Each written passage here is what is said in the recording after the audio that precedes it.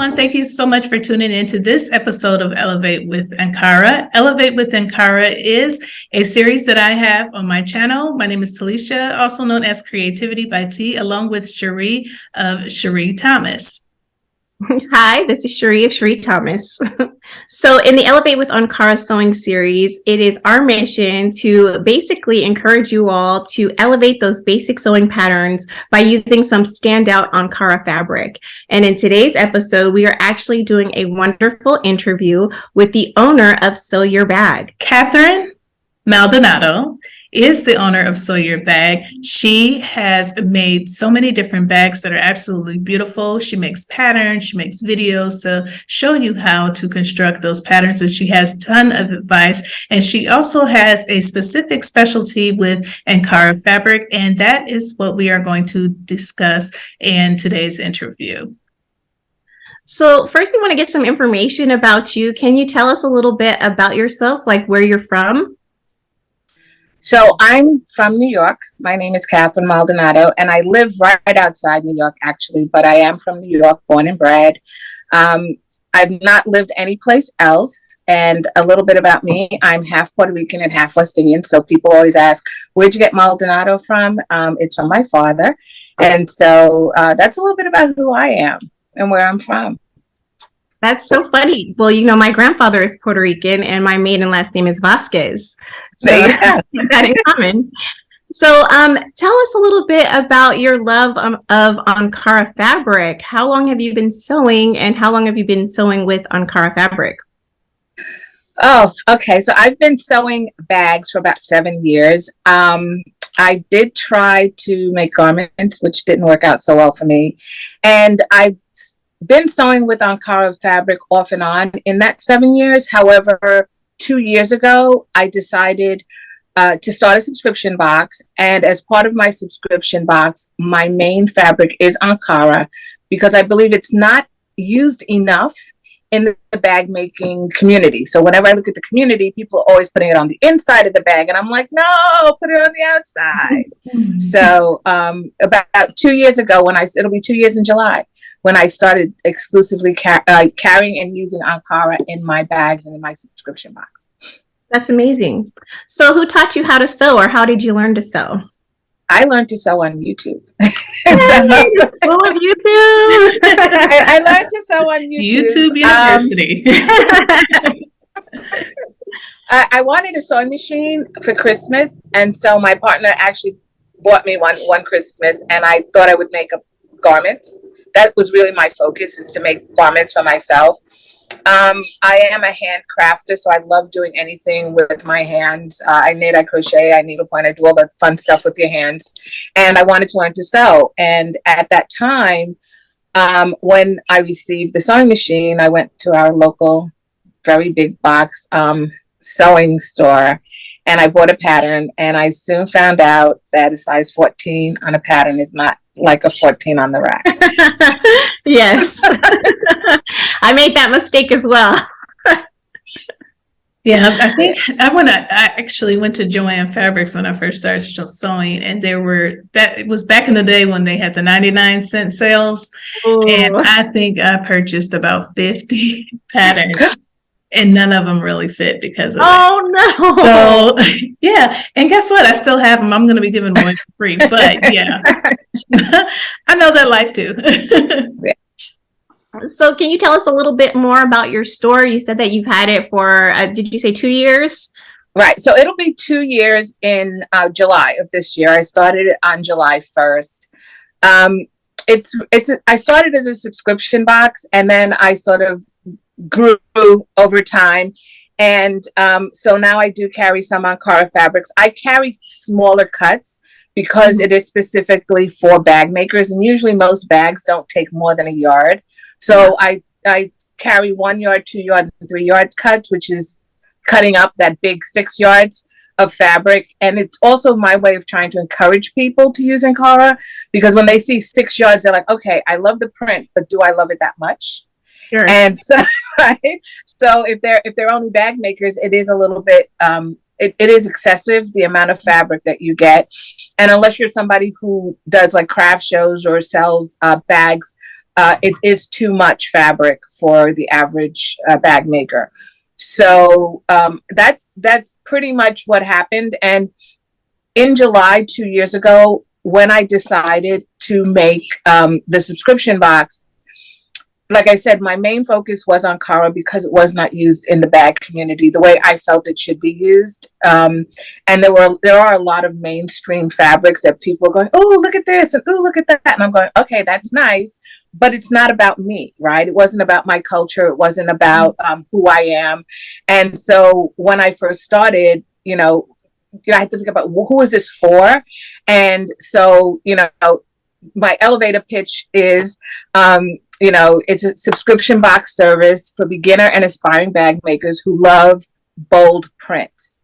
And so my fabric is Ankara or Ankara inspired print. So it may not be like Ankara per se, like from Africa, but it is a bold print. It does make a statement.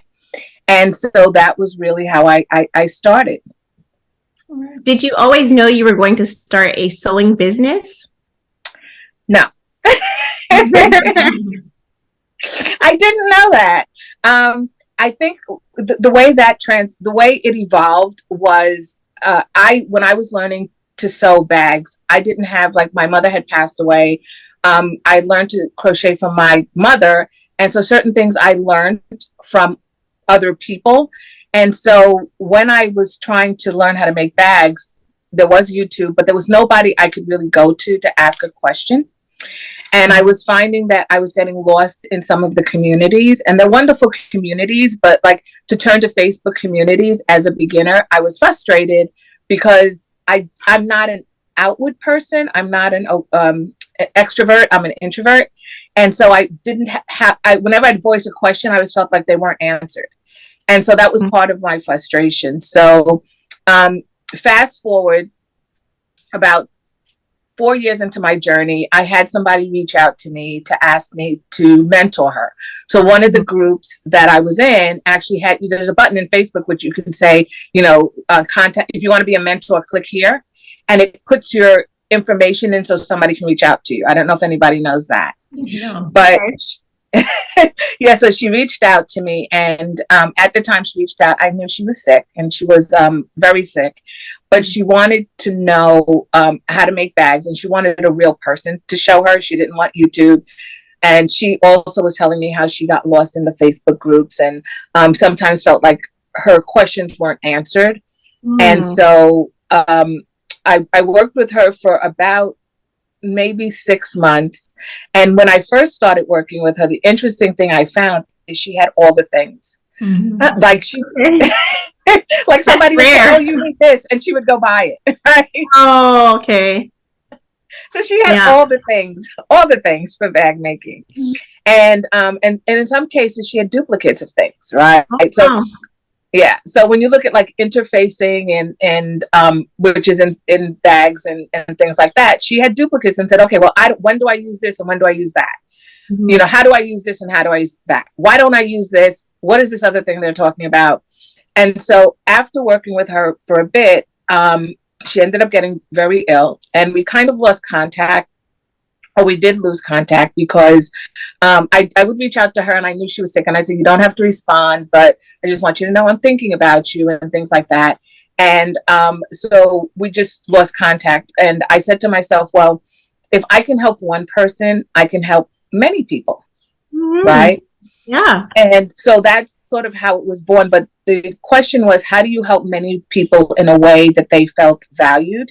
Right. They also felt as if I was truly helping them, right? I wasn't just saying, buy my pattern over here, it's beginner friendly, and you can sew this pattern, right? It was also not me going to them and saying to them, buy my pattern over here, I'll be on YouTube, you could look at my video, my pre-recorded videos, right? And so that's not what I wanted, right? I wanted them to have this experience where they felt that they were being given something that they could do. And if they wanted to, they could reach out to somebody and ask questions. So the box actually started out as what I thought would be a simple, I'm going to give you everything you need. So if you had scissors, a sewing machine, by giving you the sewing machine, a ruler, and some type of marking tool, I would give you everything you needed to make a bag.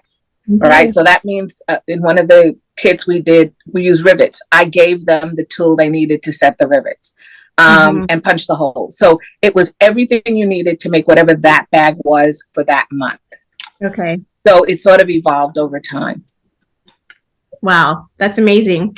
I had the honor of purchasing a couple of your hardware kits so that I would not be one of those people trying to run here and there and find out. Talisha and I have talked about this. I am not a bag lady. This is my introduction into bag making, talking to you and buying these little kits.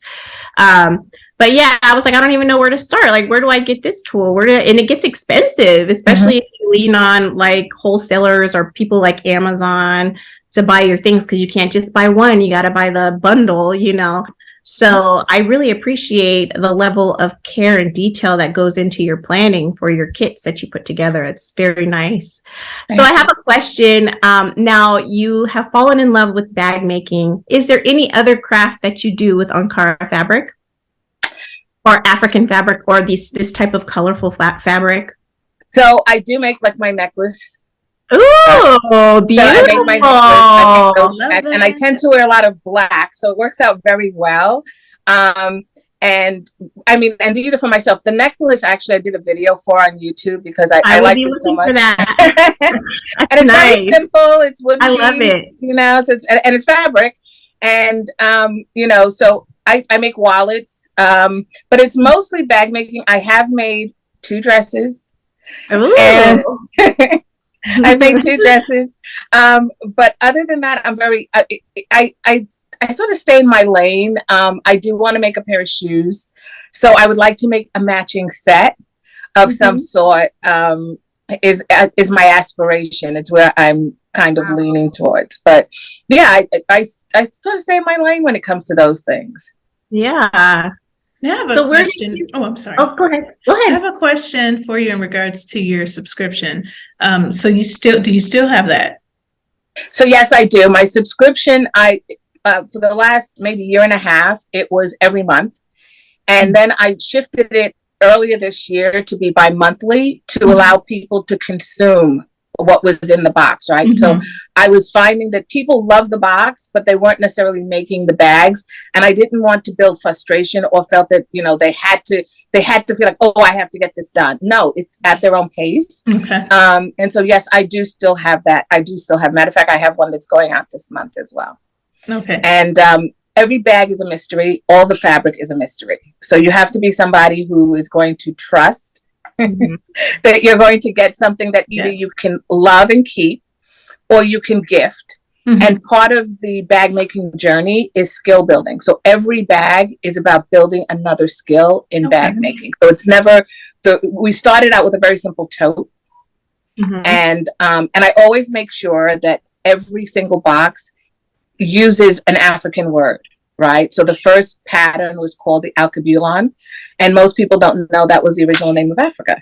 Oh, wow. So yeah, so I give a little booklet that sort of explains what the word is. And so it's just my way of introducing the world to Ankara fabric, African culture, and you know, hopefully they'll look at it and love it. And they do. I mean, all my subscribers do. And I have quite a few people who have been with me from the very beginning. And those are my founding members. Do you have a cap on how many subscribers you have? So currently, I do not have a cap on it. I try to keep it within a certain number because I box everything myself. And each box has about either 10 to 11 pieces. So when you look, like on the shelf behind me, there's a couple of bags back there. So I cut all the fabric. You get fabric, you get interfacing, you get lining. You also get foam, because for the most part I use foam, a foam stabilizer. And I think I mentioned interfacing. You'll get all the hardware you need to make the bag. So if the bag uses hardware, you get that as well. So I package everything myself. I create the book myself. The little booklet is the 6-page booklet, and with a QR code to get the pattern for free.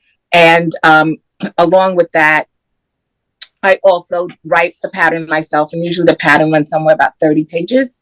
Mm. And yeah, and it has pictures. So there's not diagrams in there. They're all pictures. And so I try to keep a cap on it because of that, because I have a full-time job. Mm-hmm. So I call it a curated subscription box. So it's not just random things thrown into a box. They're purposeful in nature.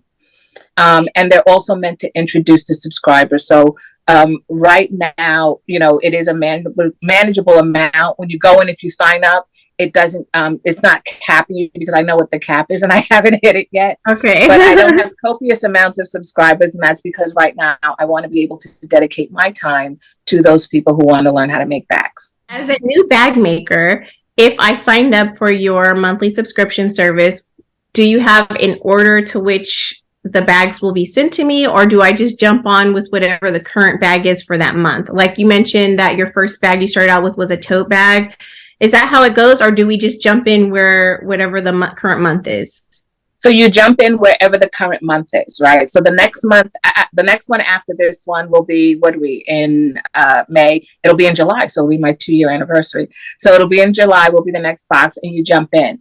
What's nice about where you jump in is there's still something to learn, and the pattern is still simple, right? Okay. So what I have done is I have worked my way through different styles of bags. So the first one was a tote. We did a circular bag. We did a briefcase type of bag. We did a crossbody bag, and where we had like 7 pockets in that one. So each one, there's something to learn, and there's still basic patterns. If you want to, you can always go back to the first pattern and start there. If I have subscription boxes left over, I will post them in my shop. So if there's none, chances are I don't have that fabric, which is why I didn't post it, because I want you to get the fabric. But if anybody wants to contact me and they want me to curate the box for that pattern, I'm more than happy to do that, with the understanding that they may not get that month's pattern, that month's fabric. So they would get all the other goodies, but not that thing. And I have had people reach out and said, I want this bag. But, because I like the bag style, and I'd say to them, well, either I don't have the fabric or I do. And then I'd give them options for the fabric, the 1 yard of fabric. And then I send them the box with everything else. That's amazing. So is your fabric sourced locally, or do you source some of your fabric from Africa? So I source from people who source it from Africa. Okay. And I also, for the most part, I think most of the things that I've seen are not even, some of them aren't even sourced from Africa. So I have to go with my gut. I'm like, does this look like it's an appropriate source? Mm-hmm. I must say that when I started this 2 years ago, I did reach out to what I considered at the time, companies or well-known small businesses that I knew carried Ankara, to try to source it directly from them. And what the biggest challenge I had is that, and I'm not to say this in such a way that the biggest problem I had was the sharing of the information. Mm-hmm. Sure. And I let them know exactly what I was doing. So I wasn't really competition for them. I wanted to do a subscription box, but they wanted to give me retail price instead of wholesale price. Okay. And that was really, really frustrating for me, to the point that I almost did not do my box, because I did not want to do it with any other fabric but Ankara, or Ankara inspired fabric. That was the big thing for me. I didn't care if I had 1 subscriber or 5,000. The fabric was something that I could not negotiate on. And so I just felt, as a business, I did not want to start down a path where long term I would not be able to sustain it because of the cost of the fabric. Okay. Well, Talisha, I'll turn it over to you. All right. Well, I know we talked about some of the questions that I'm going to ask, but maybe you can kind of like go into a little bit more detail. So what inspired you to focus on bag making instead of garment making? I know you said that the garment making didn't go over as well, but it seems like when you're first learning something, even with bag making, you're going to have your trial and error. So what allowed you to push through with the bag making that was different for garment making? Okay. So honestly, bags fit everyone. it doesn't matter if it's too small, too big, it'll fit, right? It'll fit. Yes, it's a good word. So that's why, I mean, that's like why I did it, you know, is because I figured, hey, if it's something that I made and I can put something in it, right? I can put my makeup in it. I could put pencils in it. I could put my potato salad in it for church, whatever, right? Mhm. So I just figured bags fit everybody. Whereas if I made a garment and it didn't fit me, it would have been harder to find somebody that it did fit the way that it should have fit without them having to do an alteration. So that's the answer. That's why I did it. All right. Well, I mean, that's so true. That's so true. And, you know, I do make bags. I make a lot of wristlets and things like that. And those are my most popular gifts that people really, really enjoy. And it's for that reason, you know, everyone or every, you know, person that likes that type of thing, they can use that. So yeah, thank you for that. All right. So what type of tools and supplies are absolutely necessary to have on hand if a person wants to get into bag making? So if you want to get into it, and I would definitely tell people start at the ground level. So all you really need is fabric, thread, a sewing machine, scissors, and you can make a bag, right? And it's going to be an unstructured bag, but it will be a bag nonetheless, right? So what you want to do is just start making them, right? Make a simple tote, which is always where everybody starts anyway. Some people start with a pillowcase. Guess what? If you take a pillowcase, put handles on it, you've got a tote. But I'm just saying. Yeah. I'm just saying. But I think that if you want to take the next level up in bag making, you want to look at some stabilizer and understanding what stabilizer and what interfacing is. So interfacing is something that, for the most part in bag making, we use a non-woven interface. Or I should say I use a woven interfacing. And the woven interfacing moves like the fabric. So it's made out of cotton. So it has a movement, right? If you get something that's, you know, not woven, and that's like Pellon, I think 809, it's very stiff. So your bag doesn't move. There's no movement to it, if that makes sense. And then the stabilizer is the thing that helps it like stand up, right? So interfacing helps to reinforce it. The stabilizer is what helps it stand up. So there's usually 3 types. There is the foam. We also use Decoville Light and Decoville Heavy, which is sort of like a oak taggy, leathery type of stabilizer. The foam is something that I would start with before I started the other two, because that will help your bags to stand up. And so if you use that foam, and I use Anti-Soft and Stable.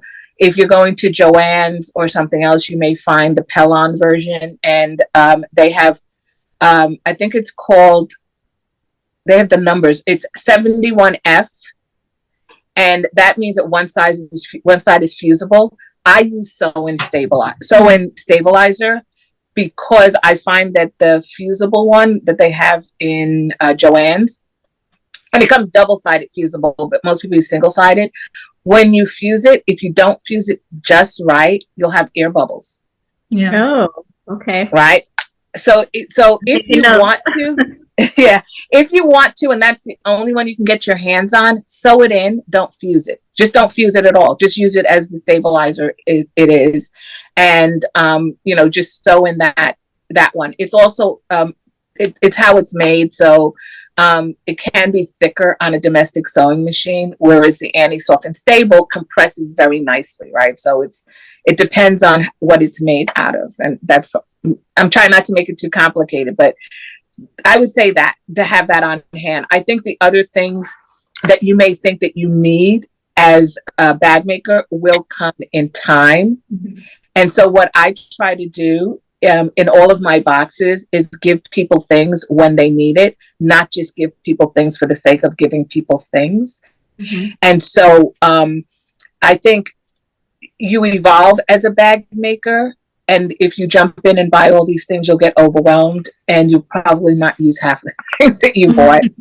And so I just say, start very simple, right? So start with a good stabilizer, start with a good interfacing. By the way, I carry interfacing as well, but start with a good interfacing and a stabilizer as you grow, but really just fabric. any kind of fabric. And you can even use, believe it or not, if you want to, and you're like, I don't know if I want to do this, get an old bed sheet, use some denim, use a garment that you have that you're like, okay, I have this garment and I'm not really sure, make a wristlet, right? Out of that garment, right? Cut it up and make a wristlet if you're not sure you're going to wear it. And so that's what I would recommend you get as a bag maker. It's not as big an investment as you think. Your machine is probably what will cost the most. All right. Well, thank you for that. Is it best to use a specific type of needle? If so, why? Yeah. So most people use the 9014. I use a Microtex needle, and that's because it's very sharp, right? So I do use a Microtex needle. I have a Juki TL 2010. But honestly, when I first started bag making, I had like a $400 brother sewing machine. And that's what I used because I didn't have bulk, right? So when you're first starting out, you don't have a lot of bulk. And so you can get away with, a less expensive sewing machine than like my $1,000 one or my $1,500 one that's behind me. But I think the needle I use is a sharp one, and I use a Microtex needle. Every needle is going to be dependent on what you're sewing, right? So there are leather needles, there are top stitch needles, but the standard 9014 is usually a good one to start with. Which is the basic universal. The universal needle, mm-hmm. Correct. Okay. As far as the sewing machines, I know you said that you can start with the more basic bag making with a cheaper machine. Yours, you said, was a $400 machine. Most people start sewing with a little $80, $60 sewing machine from Walmart.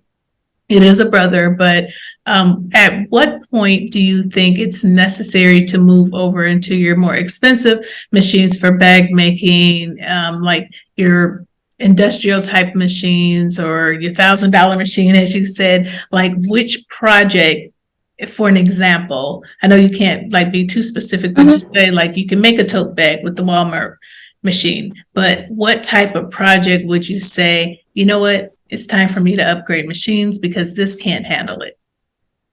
So for me, when I think about sewing machines, and I guess my journey into this is I found, and things have changed over time. So what I will say to you is I tried upgrading to a very expensive sewing machine, but the key to sewing bags, if you find that you want to upgrade and you're only going to upgrade once. So I will say to you, it's great that you want to upgrade, but think about upgrading once and how much that's going to cost you. Because by the time you upgrade, you want to think about if you're going to do this more long term, right? The other thing is to think about, do you need all this fancy stitches? So it's more than just like, you may get one. Both of my machines that I use are straight stitch machines, right? So I don't need fancy stitches to do it. I do, believe it or not, pull out my brother every now and then because I do want a zigzag stitch, and my machines don't do that zigzag stitch.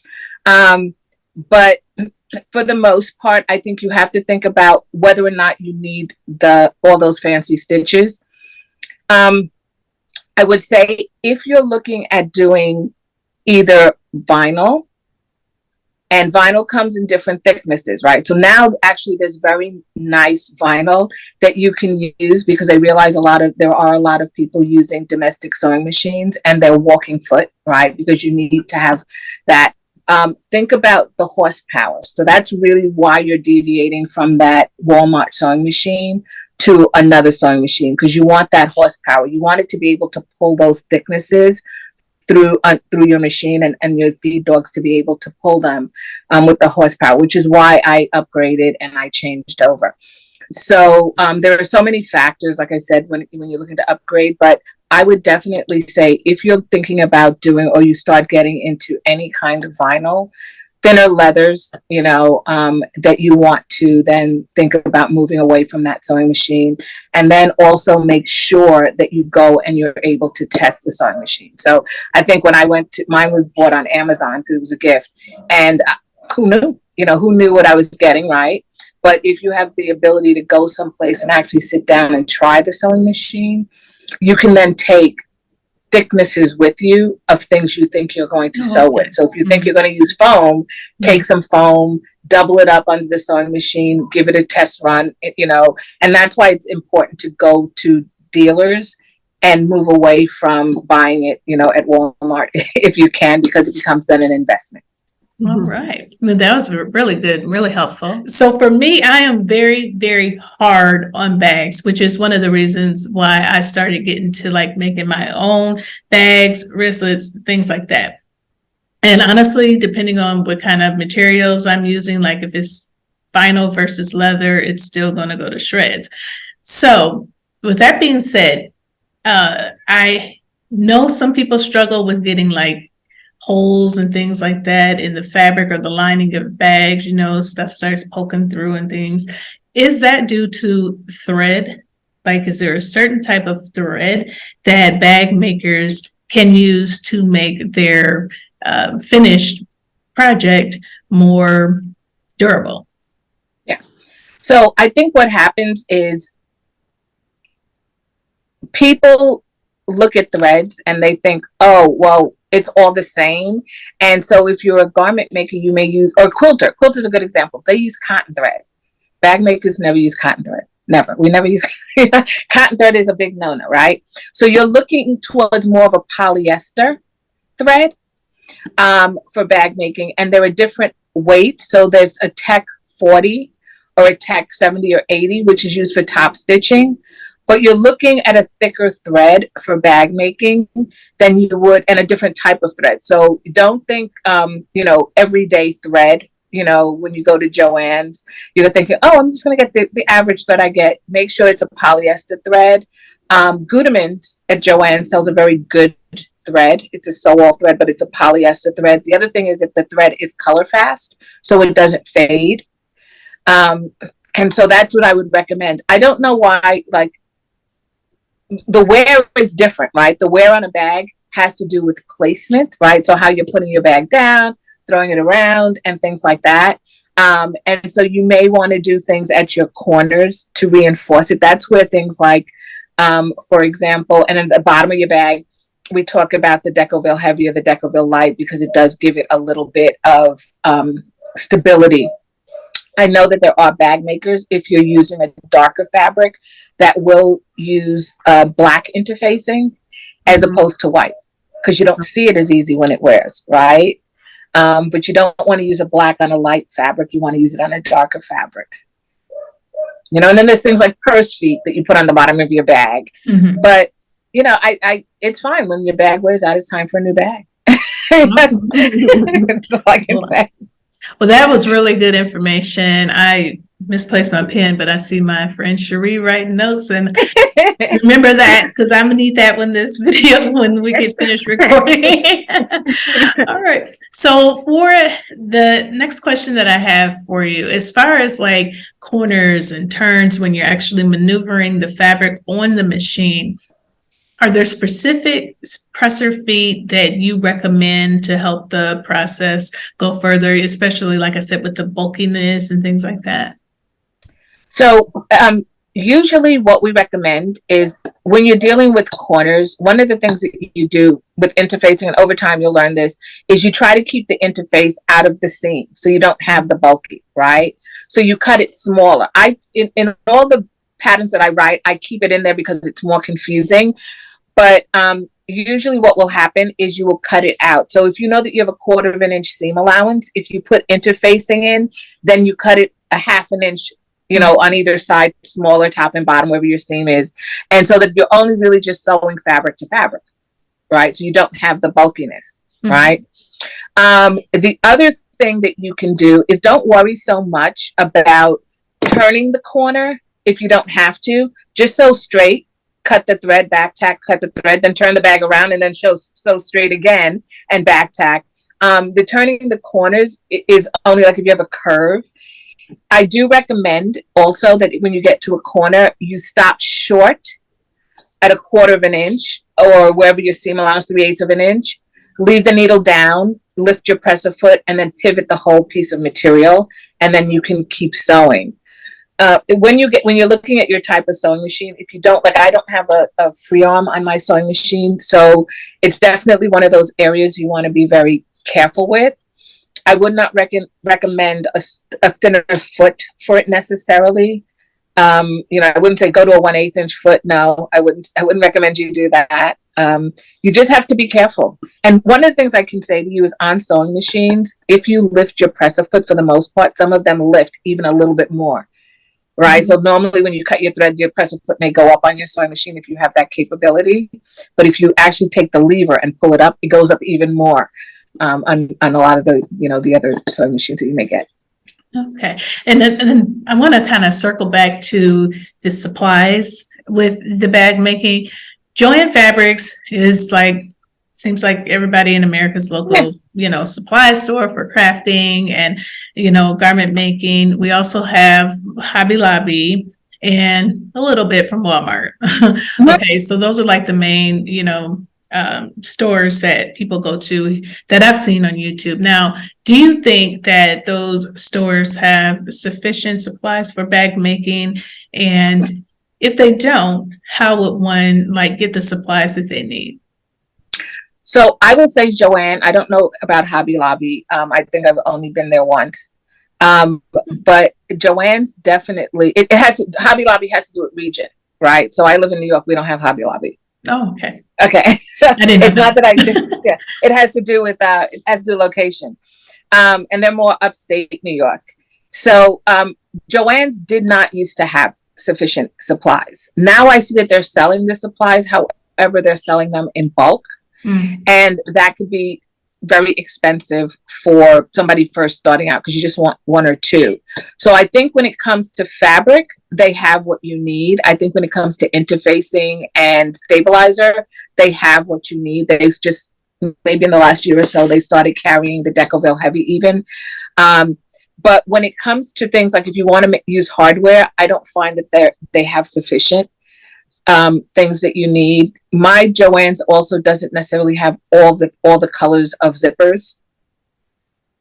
So understanding that, and most bags use a number 5 zipper, not a number 3 zipper. So Joann leans more towards garment makers than bag makers. So, number 3 are used for pockets on the inside of a bag. But when you're using a zipper closure at the top, that's a number 5 zipper. And it's not a coat zipper. It is a distinctly different. It's a number 5. A coat zipper can be a little bit wider. And so I don't believe that they do, but I think for a beginner bag maker, they do. And there are, like myself and other small businesses who sell bag hardware. So when you look at Joann's or Hobby Lobby, I think basic bag making supplies would be like a swivel hook, a D-ring, right? Those they definitely have, even though they may not have it in the finishes that you would like. So when we talk about finishes, that's actually the color of the metal, right? So it could be black, it could be, they're called like matte black is very easy to know. It's called something different. Supplies may call it something different, but it's still a matte black. Nickel is like the silver, which is what Joann's carries. If you're looking for like a gold or a light gold, they may or may not have it in all of the pieces. So there's so many different finishes that they have that they may not have depending on your project. So you may have to change your project to suit that. All right. Well, thank you. And I was going to ask you which are the most common pieces needed, but you just answered that. You said the swivel and the D-ring and things like that. So I appreciate that. But I do have another question when it comes to the hardware. At the BHM Pattern Designers Challenge Conference in Texas, you had mentioned that you need to put foam in between like the base. There was like a base hardware piece and the actual bag that you had made. Now, why is that necessary? So what you will find, and usually what happens is it's any hardware that you use, you'll put additional, it's an additional something, right? So it could be a piece of leather, it could be a piece of vinyl. And that's because when you're using hardware, it wears, right? Like your bag as you're moving it and it goes back and forth, wears. When you're using things like rivets, they can pull straight through your bag. So what you're doing is you're stabilizing that piece of hardware. So even when I do something as simple as using a D-ring, and it has a little tab that goes over the D-ring on the bottom to attach to the bag, I stabilize the inside of that. And I will use either a thin piece of, and it's usually with something that's not woven. So I would recommend like a piece of vinyl down the middle. And it's just because you don't want something that stretches, and you want something that can take the rubbing back and forth, which is what you're doing, right? And so it doesn't pull straight through. Do you have that bag available to show?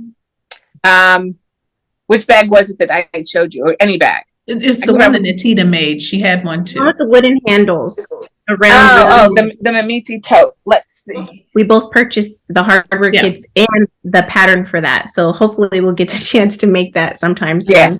So this is the bag. Beautiful. Right. So these are actually reinforced pretty well because there's foam in there. But normally if you're using rivets, you would put something behind it. And there's foam in here. So these don't get pulled out as you use your bag. The same way over here on the side. Okay. Right? You don't want those to get pulled out. So there's foam in there. So it goes through about 3 or 4 layers on this bag. On some bags, this one I don't have it, but there could be purse feet on the bottom. You would put another stabilizer in there. So it could be, like I said, a scrap piece of vinyl. And those you can usually, if you're not a vinyl sewer, those you can get usually the bins, the 99-cent bin or whatever from Walmart, you can get a piece. Can I ask you a question about specifically the Mamiti? Is that right? Mamiti. I was considering instead of using like vinyl or leather, using some sturdy non-stretch denim. Would this bag work with that as a base and for those tabbed areas with the rivets, or is it too thin? So it depends on you're using it from like Joann's, like a garment denim, like a thinner. I have dead stock Levi's denim. Okay. Yeah. So you can use it for that. You can absolutely use it for that because this bag there's fabric down here. But what you would do, because I had somebody ask me that question about a bag and they said it was too thick up here.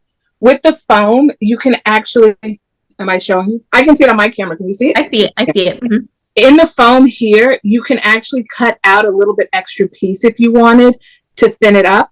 But what I recommend you do is I take an awl because the rivets come in different lengths and you can probably get a long one, but if you can't and you have the short one, take an awl and I poke down around the hole. Okay. So that I can see the rivet. And then once you pop the cap on, it snaps. Okay. Yeah, so you can definitely use that denim. Can you refresh my memory? The kit that we purchased, does it have the rivets in it? Yeah, so the kit has the handles, the rivets. It has these, maybe not these swivel hooks, but depending on which one you bought, it has both. Yeah, the D-rings, the swivel hooks. So it has all the hardware you need. The only thing it doesn't have is purse feet. Okay. But it has everything else depending on the color, right? So there was gold, nickel, blue, purple.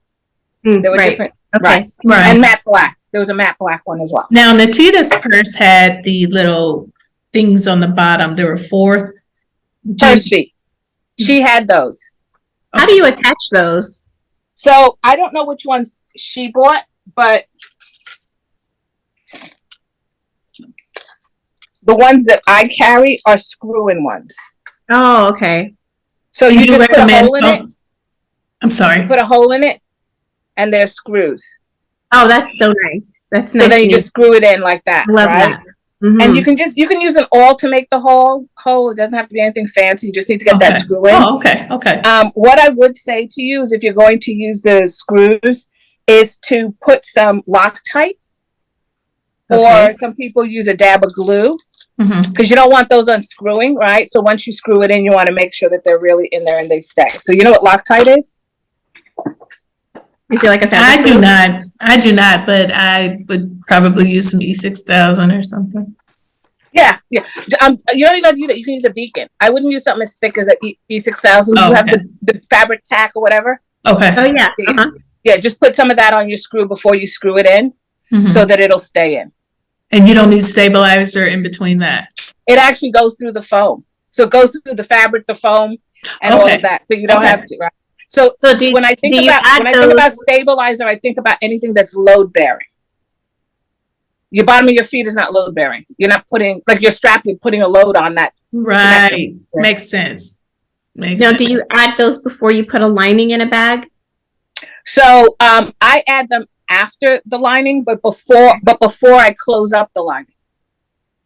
Oh, I see. So Yeah. that's what I meant. Like, so you don't see it on the inside of the bag because the lining covers it. Correct. The lining covers it, but before you sew it up. And the reason that I do that is I try to make sure all the hardware that doesn't need to be on the bag doesn't go on the bag till I'm done. Okay. Because it gets scratched while you're sewing and things, and you want it to be as nice and new and shiny as possible. Mm-hmm. All right. That was really, really good. Yeah. Okay.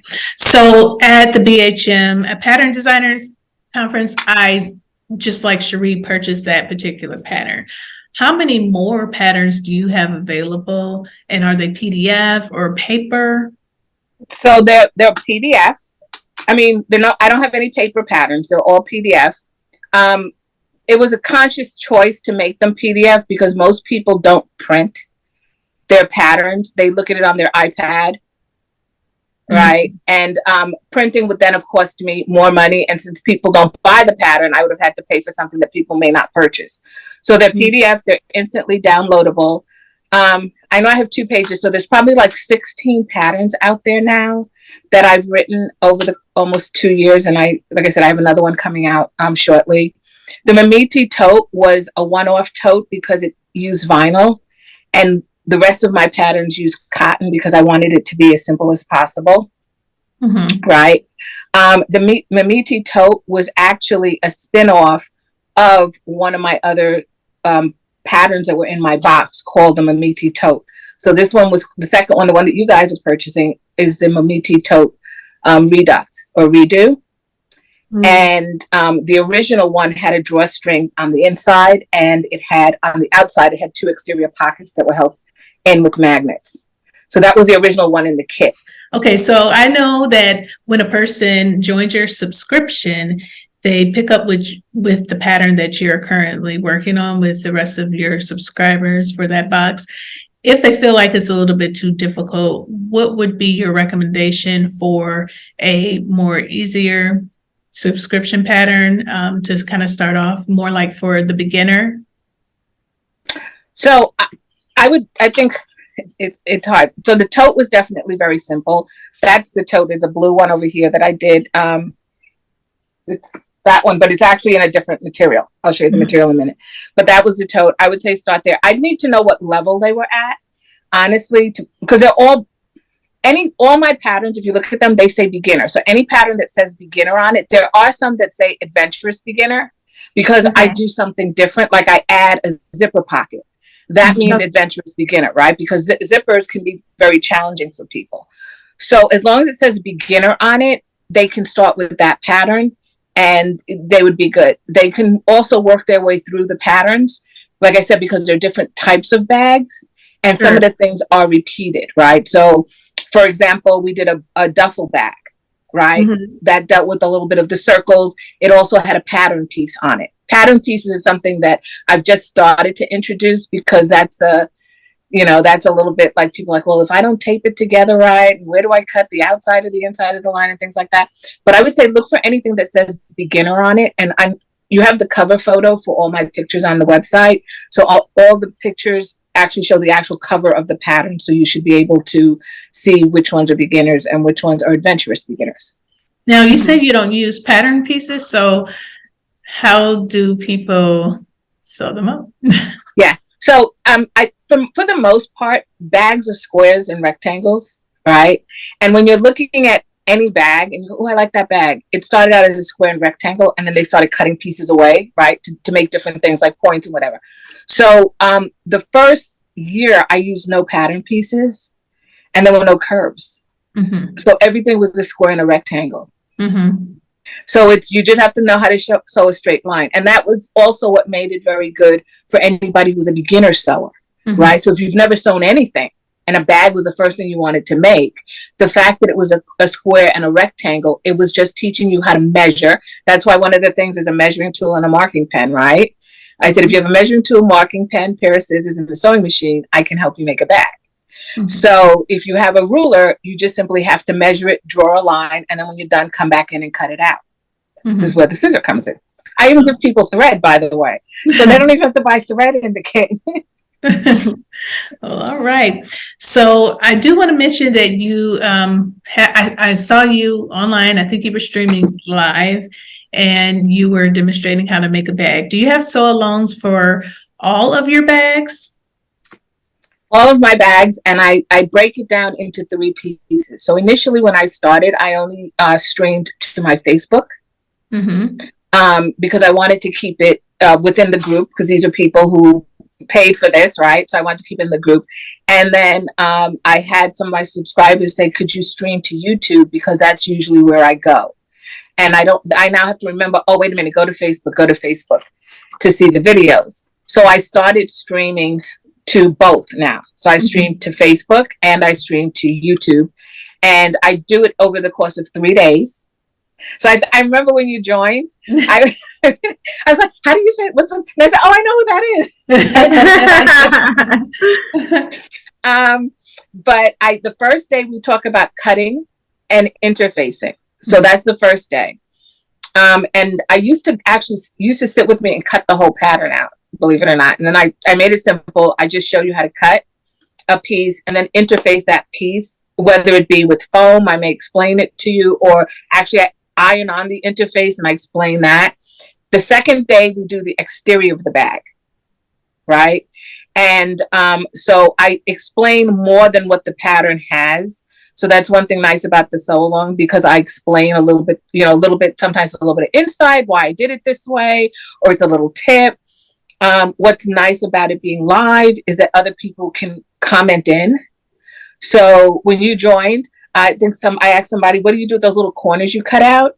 And they said, oh, I saved those and I used them to reinforce my straps because it was waterproof canvas. So it's nice because other bag makers and my other subscribers then can help other people as well through the commenting. The last day is usually the longest because I do the lining and then I put the entire bag together. Okay. So that is really good because not only are you giving them a sew along, but it sounds like you're giving them the why to everything. So they're getting useful tips. They're understanding like why they're doing what they're doing, why they're using this technique or that technique versus just step 1, step 2, step 3. So that's really, really valuable. Yeah. So if we were watching your sew alongs for the Mamiti tote, how long would you say that the construction of that tote generally would take? So my sew-alongs usually are about 9 hours in total, 8 to 9 hours in total. When you follow step by step with the sew-along, right? The tote itself, believe it or not, should only take you maybe 4 or 5 hours to do. Okay. It doesn't really take that long, and I can show you. It's usually my strap that takes the longest. I just sit that around the chair. Okay. So when we look at the tote itself, there's just a top, there's a bottom. This is all one piece in the front, right? So there's 1, 2, 3, 4 on the back. Then you have the lining, the zipper, and the other piece. Put it in here. And this piece right here, right? So probably the most complicated would be maybe the zipper on the inside because it does use this. Let's see it. Okay. Oh, I see. Mm-hmm. It's got a zipper facing on the inside of the bag. So learning that skill would take you, but it shouldn't take, and you can leave it off. That's the other nice thing about this bag making is that if you don't want to do something, don't do it. Don't make it. You don't want the zipper, leave it off. If I make a dress and I leave my sleeve off on one side, it could be a problem. Would you say that is your most complex pattern? Yes, okay. I would say that. So this is what I was talking about, the piece that goes around the opening. Yes, yes. Yeah. But once again, you can leave that off. Mm-hmm. Okay. Really nice. And do you pre-sell any of your bags? So interestingly enough, I don't because I don't make bags except for my patterns. So my bags that I would sell would be my sample bags. Mm-hmm. that I would sell, and they aren't always perfect the way that I want them to be, but they're perfect enough for me to. So I haven't figured out if somebody would want one of my not so perfect bags. Listen, I bought a wallet and I love it. Okay, it's perfect to me, and I've been carrying it, and it's so cute. So don't sell yourself. But Katherine, those are cute. Katherine, I feel you on that because I just sent 2 wristlets out to somebody that wanted them, but I made them for, I want to say show. So they and I had to rush and do it. So my stitches aren't really the greatest. And it's like, I don't want to do it, but if they want it, because I can't, do anything really. So I get it. But yeah, but people don't, a lot of people don't. Like Sheree asked me at the conference, she said, I want to buy that bag, which was this bag in blue. And I'm like, no, I can't sell it to you because it wasn't perfect. And I'm like, I'm not going to sell her this bag. It was perfect to me. Like, I gotta be honest. I don't want to interview her. I don't want her coming on. No, I am one of those people that like I can appreciate the hard work that went into making a bag or purse. Like Talisha has sent me 2 wristlets, and I love them so much. Carry them all the time. I love buying other people's things, but when it comes to making my own bags or wristlets, I feel a little bit intimidated. So when I saw that blue bag, honey, it was blue and green and gorgeous. Send me your address. I'll sell it to you because it's just taking up space. I'll send it right on over to you. Yeah, I didn't see any imperfections whatsoever. To me, it was just gorgeous. So there are people out there like myself that even if there is a stitch or whatever that's off, listen, I still buy it. Okay. Well, before I did this, I actually had a handbag business. So when you asked me about selling it, and I think when I was talking to you, Sheree, I said, oh, well, there's this wallet which has my label on it. And then there's this one that doesn't. And so the other company that I had when I was making them to sell was Perseverance. Mm-hmm. So on Instagram, you'll see that. And, I've been thinking about that because I don't make bags anymore really to sell because I do this business. I think if I didn't have my full-time job, I would sell bags as well as do this. All right. Well, thank you so much. We are going to wrap up, but we just have a few more questions. And what I want to first ask is, what in particular would you like our viewers to know about your store? My store. Okay. So my store is kind of a labor of love. So when you go to my store and you look at my page, there is information on there that is personal to me. So there's 2 things, right? My first bag pattern that I ever designed, which was the Alcabulon. All of my patterns, by the way, except for the Mimiti, is $7.15. I have not raised the prices. I have no intention because it's more important to me to get people to learn how to sew bags than it is to me to make money necessarily on a pattern, right? But that pattern, $5 from that pattern, that simple tote pattern, goes to Memorial Sloan Kettering for gynecological research for women because my sister died from that. So that I give in her name. The interfacing that I sell, 25 cents from that goes to Lupus of America because my partner has systemic lupus. So I believe not only in giving back, I believe in giving to causes that are meaningful to me. And those are the 2 causes.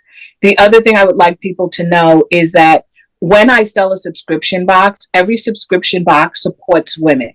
So I try to reach out to other women to source material that I don't myself carry. And I make sure in every booklet I put their link and I mention them in there that's where I got the material from, because I believe women should give back to women and support women. So I try to, in my store, it is about selling, but it's also about giving back and bringing beautiful things to people who want to make bags and may not have sources for that. That's why I started carrying colored hardware, because I don't see that. And I carry a full range of colored hardware, right? So it's not just a swivel hook and the D-ring.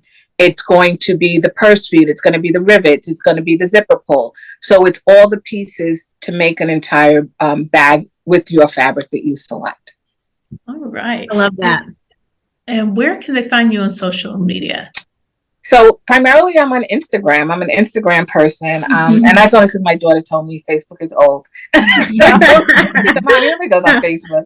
I do have a Facebook business page, but I am on Instagram, and that's usually where you can find me. And it is Sew Your Bag at Sew Your Bag. And for every pattern I do live sew-alongs. And I think we mentioned that earlier. And so I will be doing one again next month in June for this month's pattern. And that's really it. So you mentioned about a new pattern. I'd like to hear a little bit more about that. When's your new pattern dropping and what is it? So the patterns that the name, but the patterns are for the boxes. And usually what I do, but I've sort of changed it a little bit now, is the patterns go out with the boxes, and then the month after, so in July, I give it like a month. And that's because some of the people who purchase a subscription box use that pattern to sell bags. So they'll make multiple of that bag. And I want to give them the opportunity to make a couple before the pattern drops. I love that you allow people to make bags from your patterns and sell them. That's beautiful. I mean, that really goes along really nicely with your mission to support women, right? Because I'm sure there are a lot of women business owners that are taking these beautiful patterns that you've designed and creating a business from that. That's amazing. That's great. I think that, this is a whole other conversation probably, but people say, well, if you buy the pattern, you should give the designer credit. And this became a whole conversation at one time with my subscribers. And we got together and I said, listen, if I write a pattern and you want to use it and you want to sell bags, you don't have to give me credit for it. I said, because it's your material, it's your thoughts. You envision this bag, this pattern a certain way, and that's what you're selling. So you don't have to give somebody credit for my pattern. They will find me. You don't have to put a little sticker in there going, well, I got this from, if you want to, great, but it's not mandatory. Well, I was wondering if you're currently offering any special deals or if there's anything in particular you'd like to promote that's happening with your store.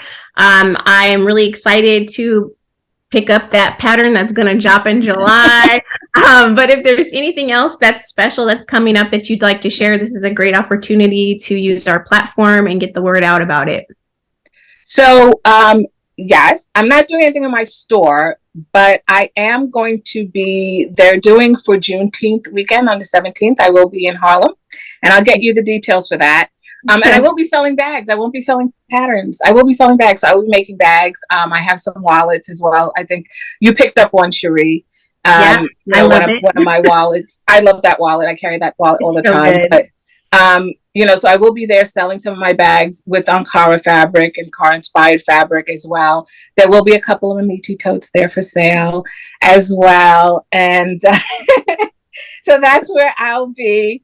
And I'm hoping, this is fingers crossed, I'm hoping in July when everybody's sort of like, what am I going to do for the summer if you're not vacationing? Because not everybody goes on vacation. I would like to do a Ankara challenge, bag making challenge in July. Oh, okay. Mm-hmm. So I am working on that. And that's where we're going to take 6 yards of fabric and we're going to make different bags. And they're not all going to be my bags, but they're going to be different bags that we're going to make. And if anybody is interested in that, look out for that happening in July. So we'll do it over the course of a month.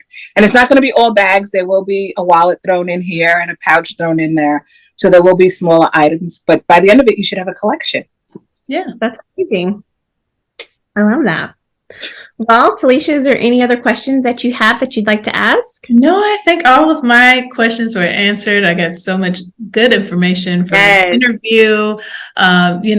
It may have been prolonged. That's because that good information stemmed thoughts to ask another question because I didn't know that. So, I'm being a little selfish with this interview because I love bag making. And, I thought I was like, here, but I'm still here compared to the information that I learned today. So thank you so much for your knowledge. Yes. Thank you so much, ladies, for having me. Thank you. I was very nervous about this interview, as you know, and I'm glad that, I bolstered myself up and I was able to make it. But thank you so much for having me. I really appreciate your platform. I really appreciate how you share with the sewing community and you're willing to give of yourself and your time. That was very nice. Thank you so much. Well, we really appreciate you taking the time out of your busy schedule to sit and talk with us. And I want to thank our viewers for watching this interview. Hopefully you learned something new. Yes, big hearts. Hopefully you learned something new. Like myself, I'll tell you what, I got all kinds of notes, okay, front and back over here. I'm soaking it all in, and hopefully you were able to too. Make sure you stay tuned to our channel so that you can catch the next episode of Elevate with Ankara, where we will be revealing another garment in the series. And we just thank you so much. Make sure that you give us a thumbs up and subscribe to both of our channels. This is Talisha of Creativity by T and Sheree of Sheree Thomas. We hope you have a fantastic day and a wonderful week. Bye. Bye.